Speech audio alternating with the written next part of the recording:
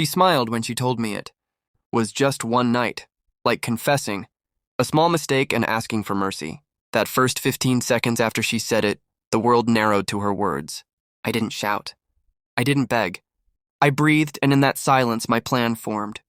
My name is Aaron Hale, 40, and my wife Jenna, 38, was the woman I trusted. We married young, raised our son Max, 12, and built a quiet life. I run a carpentry shop. She teaches middle school. For 14 years, I believed in us. Then she confessed, a one-night stand, and a pregnancy. Her parents came to my kitchen pleading, Aaron, take her back. It was a mistake. They assumed forgiveness was a duty. I felt furious, humiliated, but anger alone would have been a poor answer.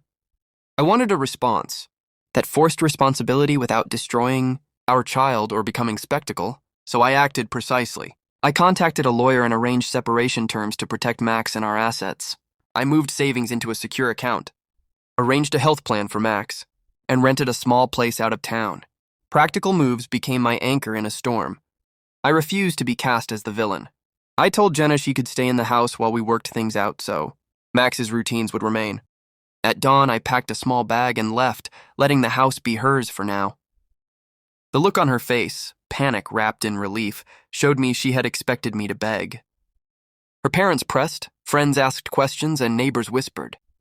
I replied with measured emails explaining that reconciliation required truth, counseling, and accountability, things not yet offered. Their insistence only underscored how long secrets had been protected. During the separation, I focused on Max.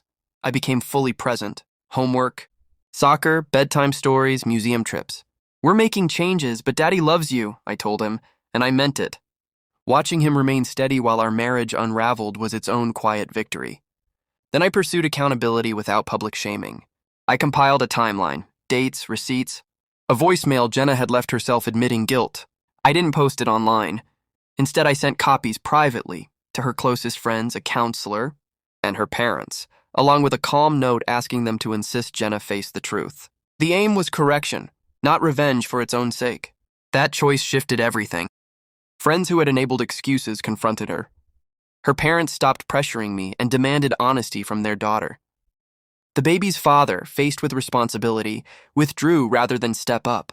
Jenna faced the consequences of a single careless night, a pregnancy, fractured trust, and a family no longer sheltering her. Months later, we sat in mediation.